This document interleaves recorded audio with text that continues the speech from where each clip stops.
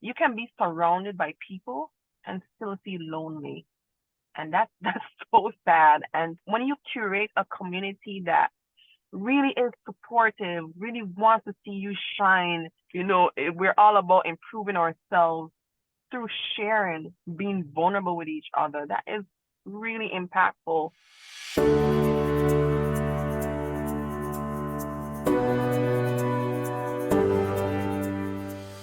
Welcome to the Worthy Mother podcast, where we discuss all things identity, self-compassion, and fulfillment within and beyond motherhood. I'm Emily Rose Hardy, a mindset and self-love coach for moms. I am a firm believer that to be able to take care of our children, we must take care of ourselves first. This is not a parenting podcast.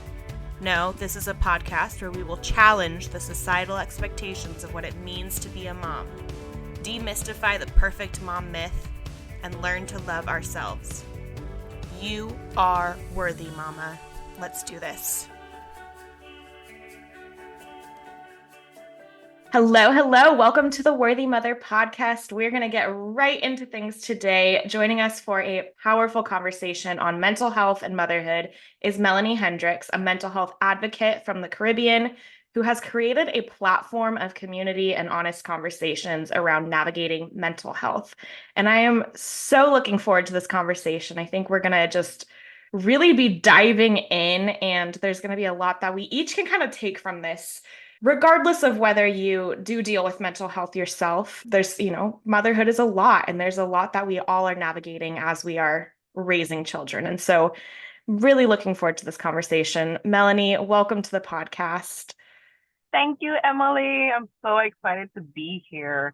Oh my gosh, I've been looking forward for this conversation ever since we scheduled it. I just can't wait. There's so many great things that we're going to touch on today, and I really, really hope that your listeners really get something from whatever we share today. Yeah. So as we do get started, I would love if you could kind of just share with us an overview of your story, motherhood, mental health, the work that you do. Sure, definitely. And before I jump into that, though, you said in your introduction that if you're struggling with mental health and this and the latter, but once you have a brain, you need to take care of that. Yes. Regardless if you're diagnosed with something or not, you don't have to wait until something happens to you until you take care of your mind. That is the driver for everything that you do. So, I always encourage people to look, your mind is your greatest asset. Like, take care of that, and you're going to learn why in just a bit. So for me, I would say I consider myself like the textbook quiet kid growing up, but I always recognized that I was different from my peers. I knew there's this big voice in me, but in this timid body. So it took a long time, like 30 years before that big voice came out. So I've always been like a sheltered child, quiet child, really trying to speak up, but I never could. And there's different things throughout my life that helped me build that voice. And now this voice is now present here speaking with other people. So dealing with growing up, childhood, being bullied, I was always quiet about that. I never used to share, so my safe space was writing in my journal. That's where I felt the safest. Being in the Caribbean, we were raised with tough love. You suck it up, don't make them see you cry. So that while my parents were nurturing, yes, that from me being a sensitive child or any child, I needed that, affectionate hug or that talk, to make me feel better. But I didn't really necessarily have that because of the culture that we grew up in. So my safe space was writing. That's where I will pour my heart out. And actually, I was so afraid of people knowing my thoughts that once I filled out my diary, I would burn my diary because I didn't want anybody to see what I wrote in there because it was so intimate, and that was just a lack of safe space for me to express myself. As I grew older in my teen years, recognizing that, I operate different from other people. My brain is different. I wasn't intrigued by the things that were trending back then when people were, into like the different, we have like dance artists back in the day, Vibes Cartel and Movada was very popular. And for me, I was just interested in crocheting. I was just interested in crocheting. That those things didn't fancy me. Anything that intrigued my mind, you know, allowed me to be creative. That's what drew my attention. So I wasn't like the standard kid. Fast forward, I met my daughter's dad. When I was 16, I got pregnant and I gave birth to her. And yes, teenage pregnancy is hard, and you have to deal with, oh shucks, I'm a child in a sense. No, I'm bringing another child. So you have to mature a lot faster, dealing with the disappointment in my parents, dealing with the judgment from other people. That was hard, but I pushed through it. And shortly after her birth, literally 2 weeks after she was born, he was on his way home and he was robbed and killed. So not only did I have to learn how to be a mother, an adult, I had to deal with grieving, the loss of her father. But there was no time because I had to do all these things. So I had to like put all of that inside of me, bury that, and keep it pushing, like you're taught to do in the Afro-Caribbean culture. You just push through, be tough, be a strong Black woman. You have to push through. So what I forgot to mention is I'm first generation BB Islander. I was born on the island of Tortola, but my parents are Jamaican. So during that time, I was back and forth growing up between both islands, Tortola and Jamaica. So when I gave birth to my daughter, she was in Jamaica. So after that painful loss, I was like, I can't be in this environment. I was angry with everybody. I'm like, how can my people do this to me? You see these things on the news, but you're so far attached until it comes to your home and to your doorway. So I was very deeply hurt by that, and I was like, I need to get out of here, start afresh, new chapter, new page.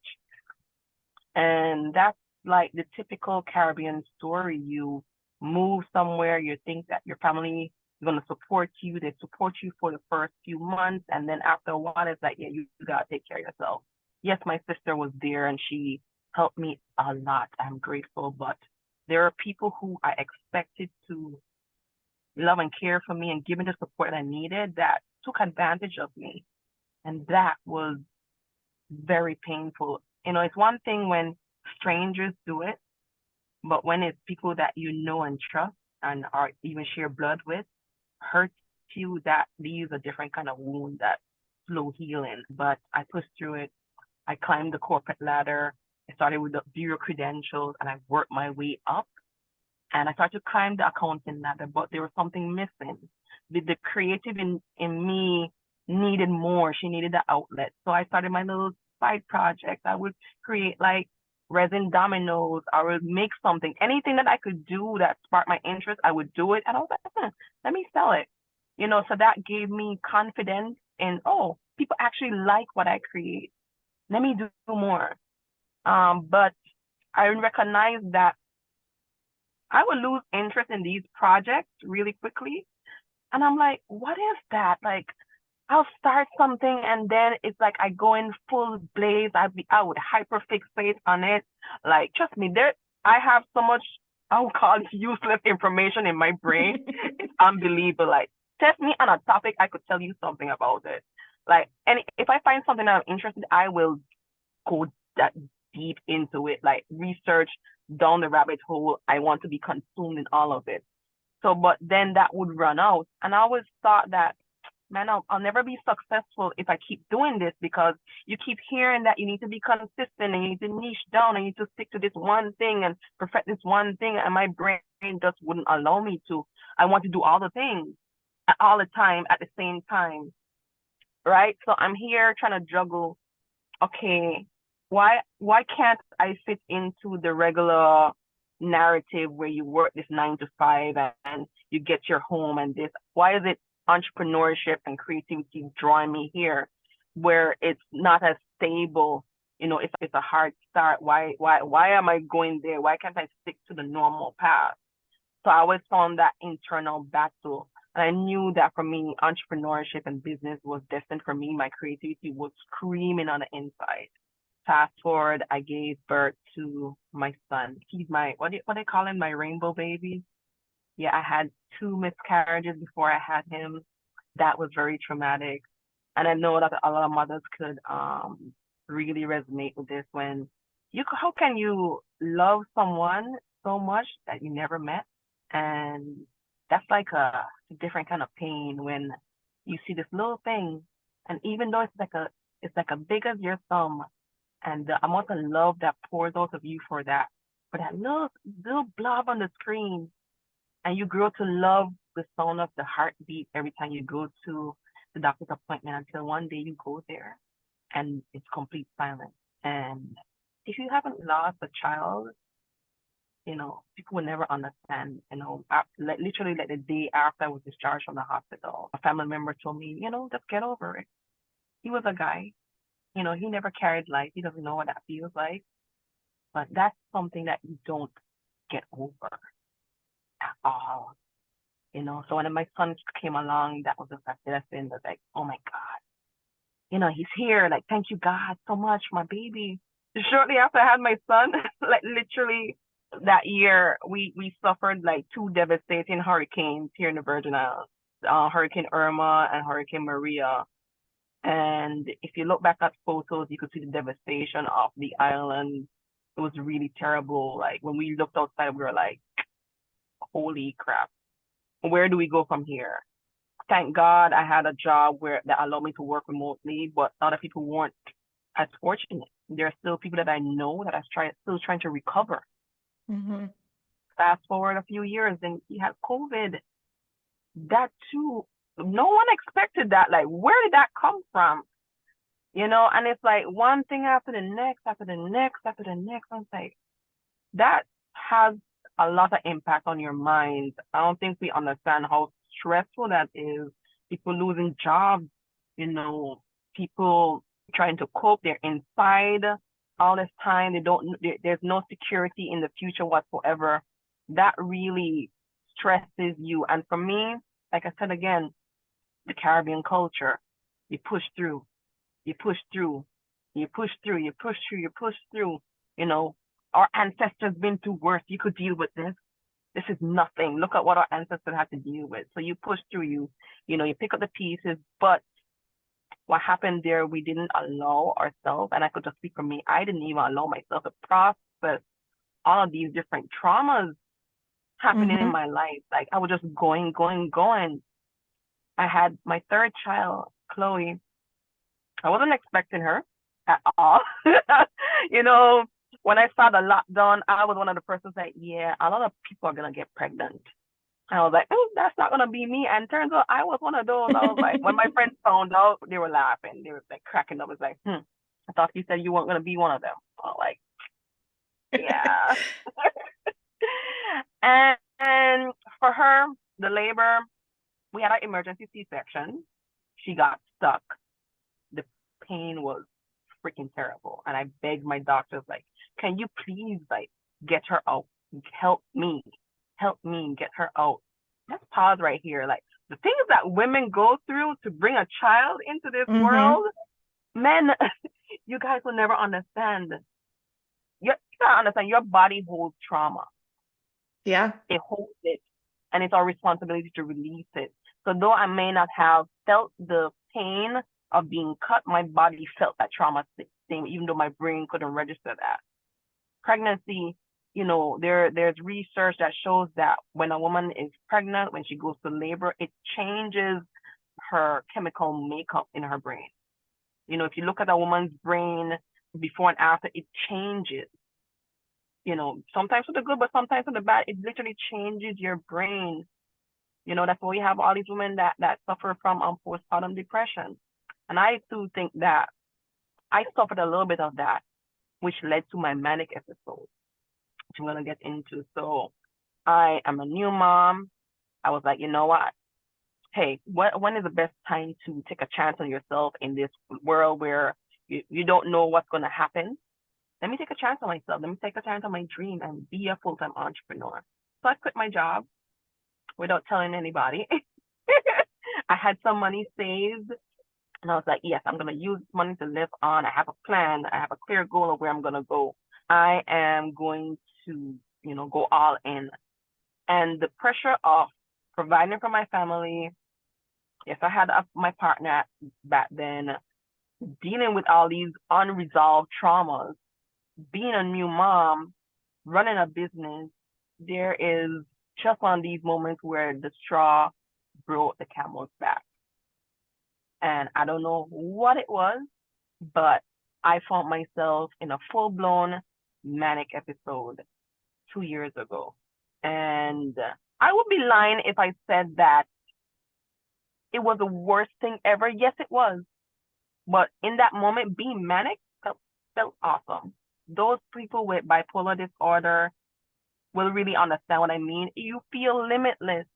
You feel godly. You feel magical. There is nothing that I couldn't solve back then, but there was a significant impact on my mind. Our brains aren't supposed to run that way, you know. I was remembering things that I read like years back. Like, I don't know if you remember the movie Lucy with Mm-mm. what's that, Scarlett Johansson, and Okay.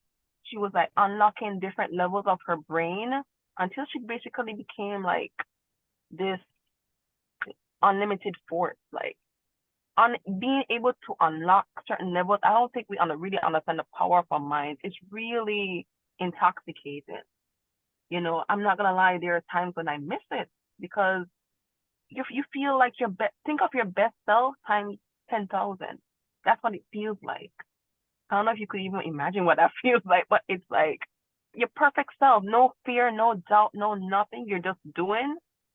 But mania has, I would say, a dark cousin, a brother or sister called depression. That's why it's called manic depression. That, I might tell you, is complete hell, complete and utter hell. I went to a place so dark that hell would feel like heaven. That level of depression is so severe. There are people who struggle with general depression, but for me, manic depression is so much worse because our feeling is like 1,000 times more intense, you know. And I really struggled a lot. And in the Caribbean, mental health is not a conversation that we have. It's so taboo. These are things that you literally go to your grave with. We envy people like you in the States and in the UK or wherever that talk freely about going to therapy. Like, don't Mm-mm. have? No. Like, what you going there for? What wrong with you? You know, what wrong with you, crazy or something, you know? And that there is what prevents a lot of people from getting the help that they need. So when I'm in my doctor's office pleading, like, is there anyone here? This island has like 30, 40,000 people. You mean to tell me that there's no one here with this? Yes, there is. Can I speak to them? Is there a group session that we can have? You know, we look on the TV and we see all these therapy group sessions. I'm like, we don't have that down here because people are afraid. And that was so heartbreaking for my therapist to tell me, we tried, but no one wants to come out. I had to resort to looking online. And yes, I found places on TikTok, on like the really like far end of Google.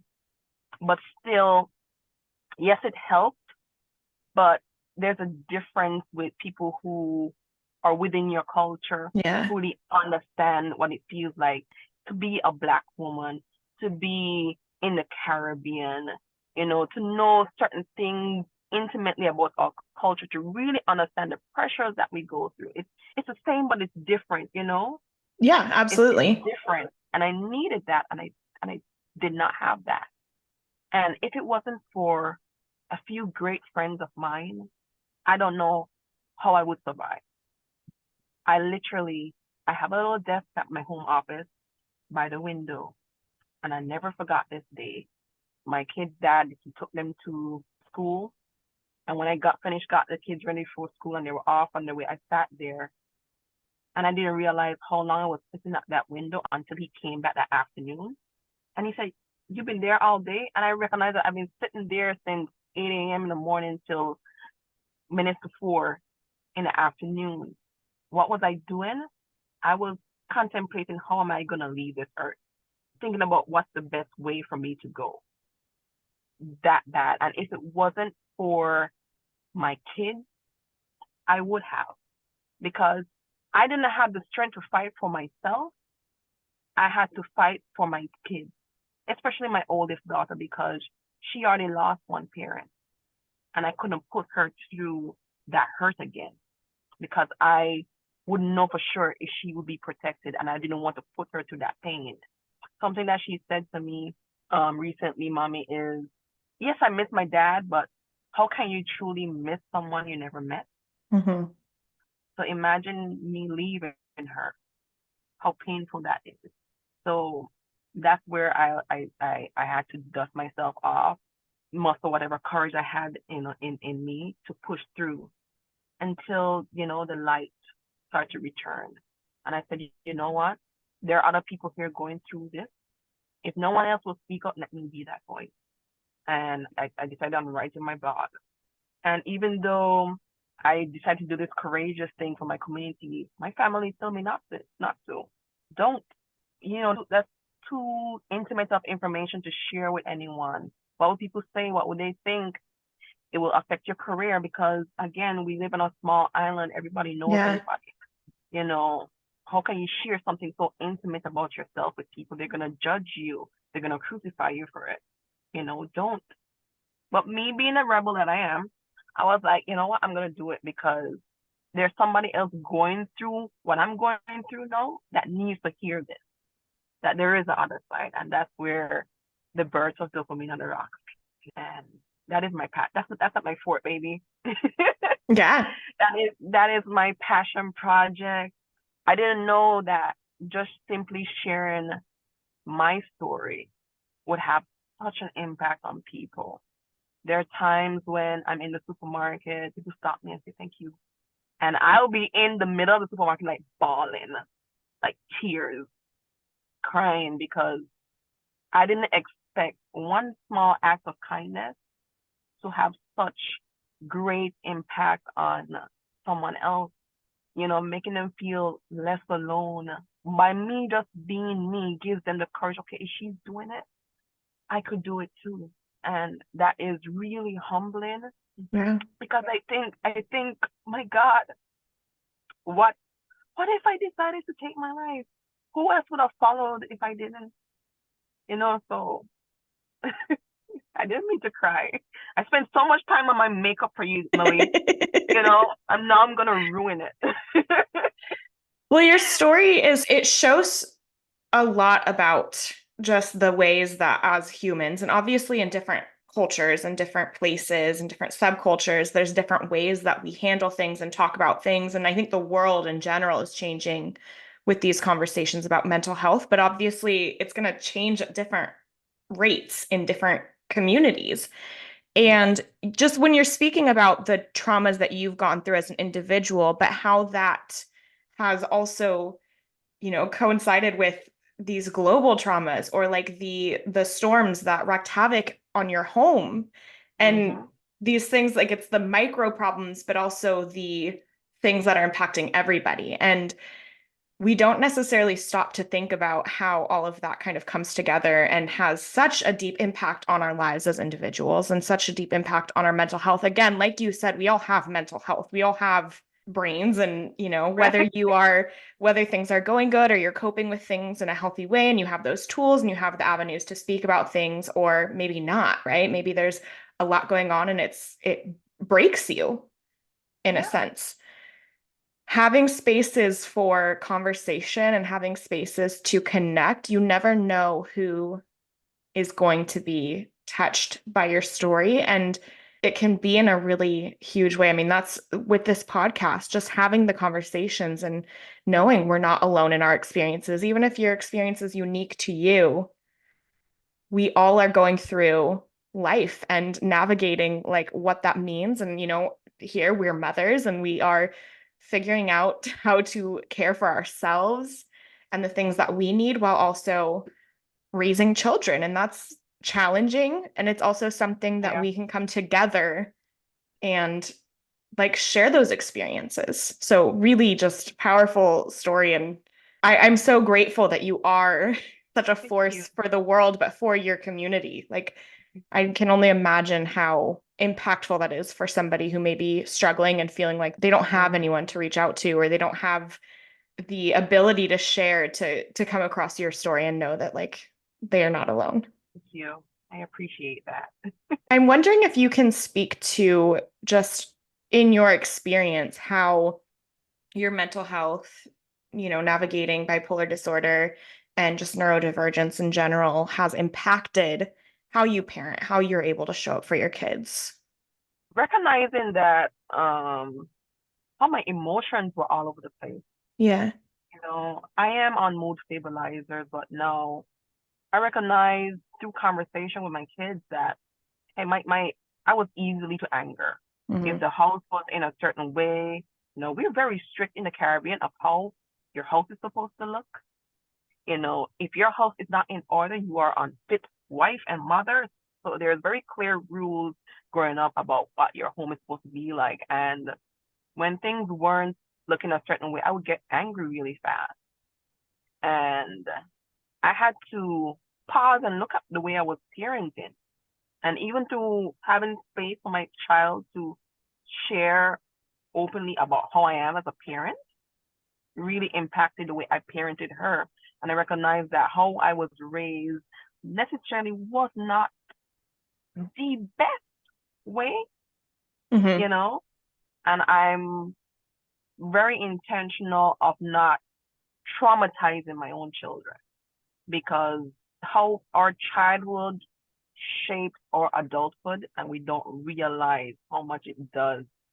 So me being bipolar, being more focused on how the mind works, being in therapy, I've had to adjust the way I parent because I'll be damned if my daughter has to go to therapy because of me. I am in therapy now dealing with some parenting issues, some childhood issues that I did not know was there.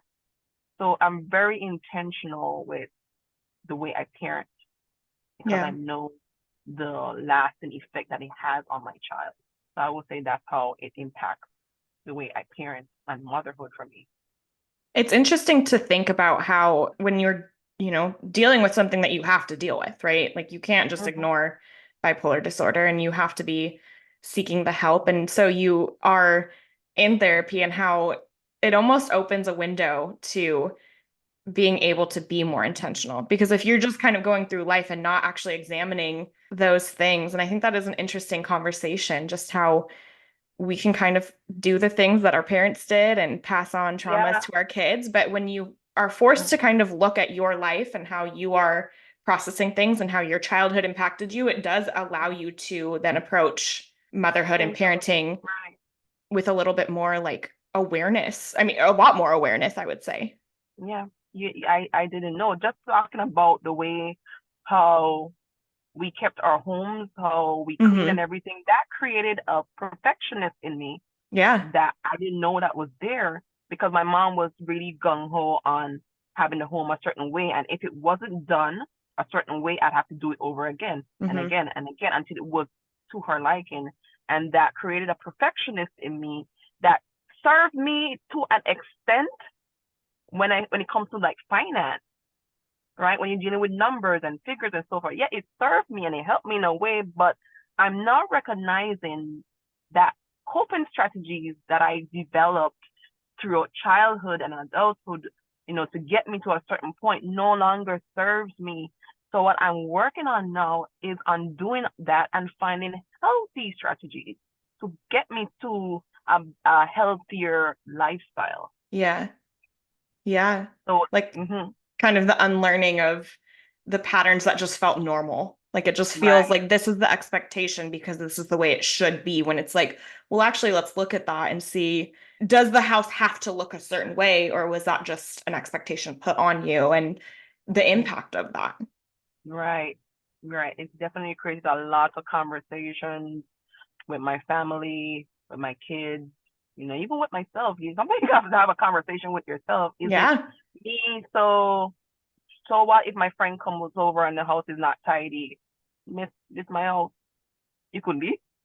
You could leave, go back to your home, like, but today, this is what it looks like. And Yeah. I'm content with this. So if you're not, leave. And it's almost, I mean, I find with things like that, sometimes the permission that it gives other people to show up like imperfectly, right? Like to know, like, Yeah. okay, I don't have to, there's not this performance. We don't have to be completely like showing ourselves as these perfect women, these perfect mothers when we're not. I was, and I know people in the neurodiverse community do this, and it's like a running joke among people with ADHD. But I know that people with bipolar disorder have similar symptoms of people Mhm. with ADHD. So there's this running joke like, oh, when your friend calls you that they're coming over, you say, yeah, okay, come over. But after you hang up that phone, you like frantically clean the whole place, and then you have this display home, you know? When they get there and it's like, oh my God, it's so neat in here. They don't know that you just spent like 30 minutes like frantically cleaning to get the place in order for a home that doesn't necessarily exist 7 days a week. In the day to day. Yeah, it's not the home that Yeah. you live in. I was recently diagnosed with ADHD, and that is something like I relate to that. I'm like, yeah, that joke, I get it. It's like in Friends, is it Monica's closet with the stuff like shoved in it? It's hiding, but the house looks nice. I used to envy her. I used to envy Monica from Friends so bad. I was like, how does she keep it so clean? When I saw that closet, I was like, ah, Oh, yep. okay, yeah. It's Yeah, very so relatable. yeah. Since your diagnosis, have there been additional challenges like navigating existing as somebody with like a diagnosed mental health disorder as a mother as well? Have there been stigmas that you faced, especially sharing your story? I would say yes. Now, it's from the label. Hmm.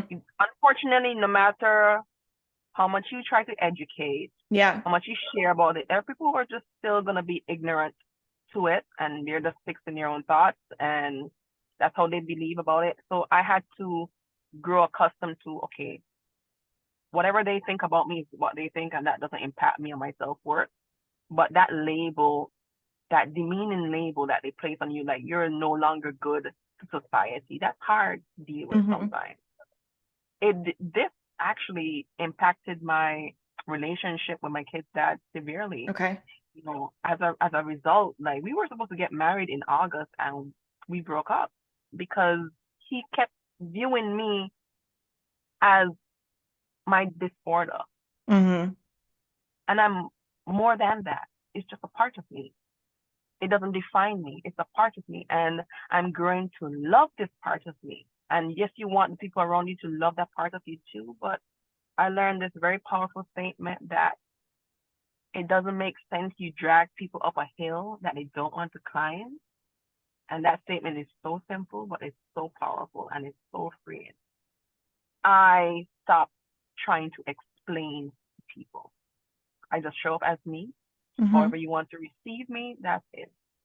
As a result of my disorder, I am in constant worry sometimes, which is something I have to work out through because I saw how traumatizing my first manic episode was to my family and my kids.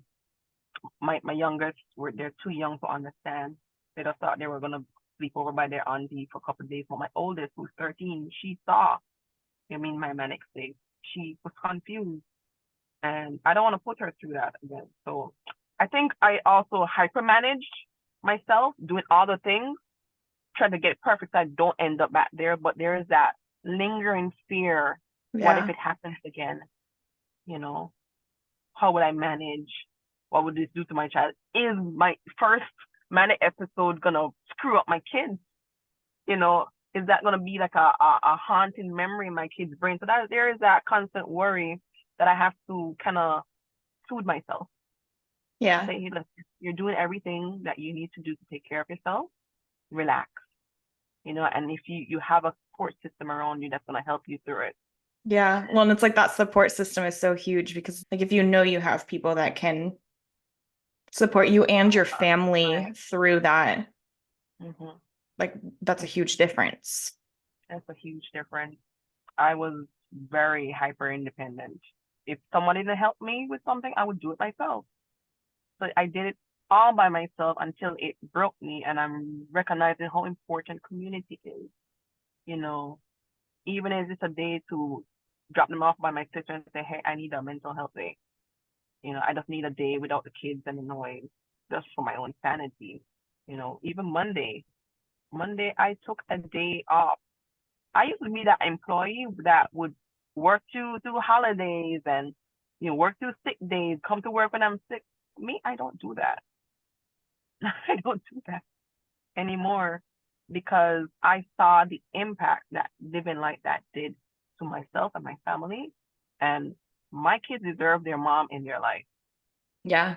Yeah, We have to take care of ourselves. We have to. exactly. We have to take care of ourselves so that we can take care of the people that depend on us. Yeah.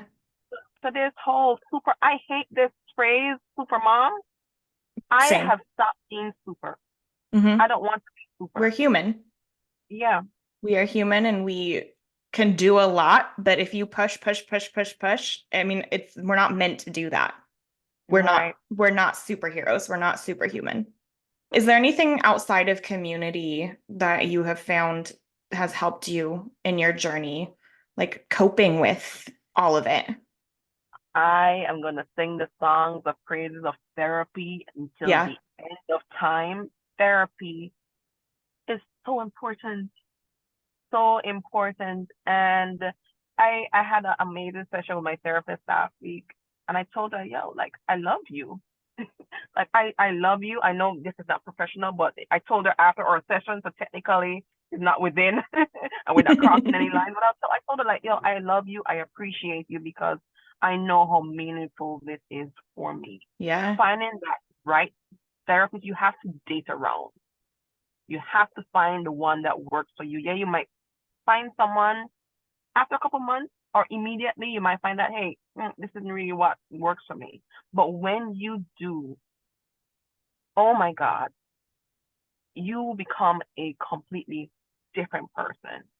You get to have empathy for yourself. You get to love yourself. Oh my God. It's like you look at yourself through new lenses.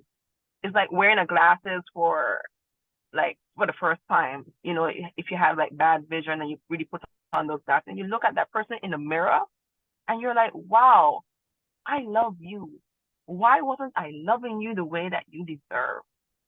And there's so many helpful tools that you get within your session. And then it takes a level of trust to be truly vulnerable with somebody like that, because the way how my therapist and I share with each other, not even my current partner and I, yes, I share with him, but she knows some intimate things about me that I am not in a space yet to share or may never share with him. Yeah. But, that is such a special relationship, and you rediscover yourself. I always say that you are placed in this earth whole, perfect, and complete, the way that, and I talk about God a lot because of our personal faith, the way that God placed you on this earth, He placed you here whole, perfect, and complete. Society is the one that started to put all these standards on you and what you're supposed to be. I'm like, nah. Once you strip yourself of all these masks that you've been wearing, and you see who you are in the flesh, or who God made you to be in everything good and bad, is truly beautiful. And yes, there are other ways, but I could only attest to it. Look, therapy with the right therapist will transform you completely. I wouldn't be here talking to you about this if I wasn't going to Yeah. therapy. Yeah. Or coaches actually help as well. My first coach, trust me, she was one of my ride or die friends. We started as a client, professional relationship, and we grew into a friendship. She was the one who encouraged me to use my voice, and I'm so grateful for her. She's my confidence coach, Sarah Elizabeth Harrigan. Let me tell you. Let me tell you, there's a reason why they call her the confidence coach here in the BVI. Trust me, she will set you on fire. I love it. And I think there is such an important part about having like spaces to explore yourself and explore Mhm. what's going on. And I think in our, our day-to-day relationships, even with people we're very close to, sometimes Mhm. it's like the opening up, there's not really room to like explore and question ourselves and things like that. And so the power of working with somebody who is there to be kind of that sounding board to help you dig in deeper and Right, to ask the probe and to questions. challenge. Yeah, I mean, it's huge and it is something that you have to be intentional about. Like we don't just get those opportunities in life. Yeah, Yeah. exactly. So I do want to ask you a little bit about your community and the advocacy work you do because it is such a huge part of your story, right? Becoming that Mhm. person who stands for mental health support and specifically with people on your island. How has that sense of community impacted your life and the lives of others that are navigating similar circumstances? I would say right off the bat, you feel less alone. Yeah. I recognize that you can be surrounded by people and still feel lonely. And that's that's so sad. And when you curate a community that really is supportive, really wants to see you shine, there is no competition. We're all about improving ourselves through sharing, being vulnerable with each other. That is really impactful. And they give you that push. Like I found myself like doubting myself, and I know if I call up my friend Gia Fraser, I call her my hype man. She'll be on the phone. Listen to me. You are great. You are awesome. You're powerful. You're super. Listen, having those people in your life are crucial to your success. Even if you can find just a handful, you Hmm. don't have to have a crowd of people, but even a handful is really, really important. And I recognize that a lot of people don't have that because they've probably been hurt in the past or whatever the case may be. And I am trying my darnest to create that safe space. Safe spaces are so important. So even if it's a virtual space where, it's on my email list or my Facebook group or on WhatsApp or you're reading my blog or we're in person, whatever that space is that you can just be you is so beautiful and you can be seen and heard and accepted and loved and appreciated. That in itself is so beautiful. And I want to create that for as many people as possible. Even if it's just me and you talking right now, this is our safe space. This is a Yeah. sacred space. The people that are listening to this right now, this is our safe space. You know, this conversation is having so much impact on other people right now. Well, they're not hearing it now, but when you do hear it, you know, you know, that's all it is. My mission is to take the little pockets of safe spaces that we have and just expand it. Yeah. Yeah. I mean, I think about just in my life and specifically with my motherhood journey and dealing with anxiety and hearing someone on Instagram share about their experience, like in a little story, like a 30-second story. And just those little moments sometimes where you're like, oh my God, I experienced that and I'm not Mm-hmm. alone. And you never know on the other end of that who's going to hear something, could be the most random thing. And it's just going Mm-hmm. to like hit them differently and have an impact for them to think, okay, I'm not alone. And that could be what sets them off on seeking support and changing their own life, and how incredible that is that just being open and honest and vulnerable with our own experiences and our own stories can really like change the world in a very, very real way. Really, it really can change the world.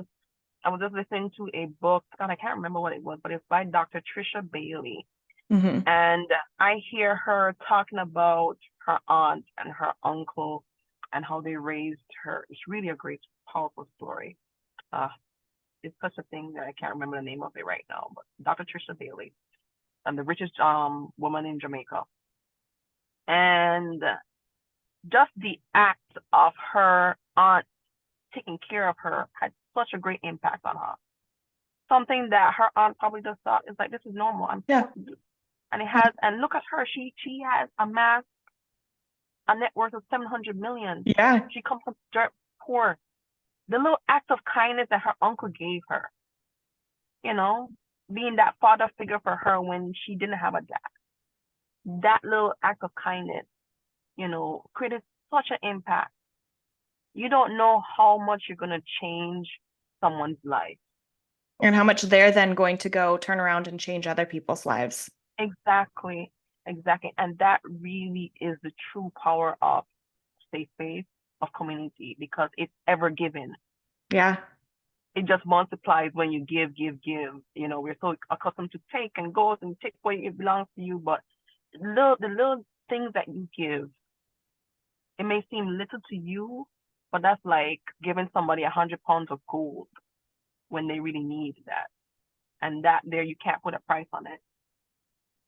So if I, in any way, in any capacity, get to do that, even if I don't hear from these people who have been impacted, just to know that, hey, this could potentially help someone. Your podcast could potentially help someone. Even if they don't come back to you and tell you, trust me, it makes an impact. It makes an impact. It makes an impact.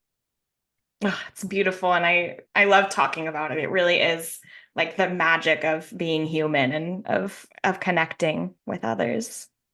So Yeah. I am like just so grateful for this conversation. And as we're kind of wrapping things up, something that I always love asking guests, because I'm huge on really normalizing self-care for moms and normalizing taking care of ourselves. And I love to ask guests, how do you take care of yourself on a regular basis? And do you have any tips for moms just to make sure that they are caring for themselves? I know we've gotten into this a little bit through the conversation, but Yes.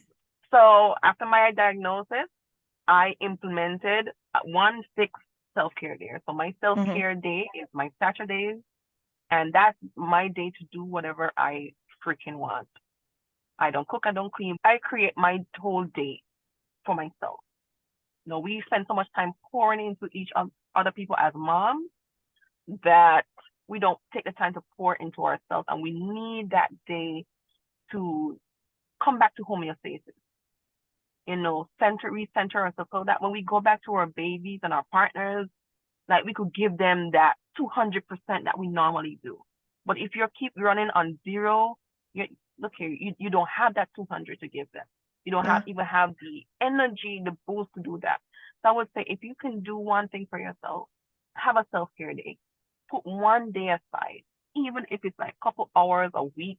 You can't do a whole day, do a couple hours a week.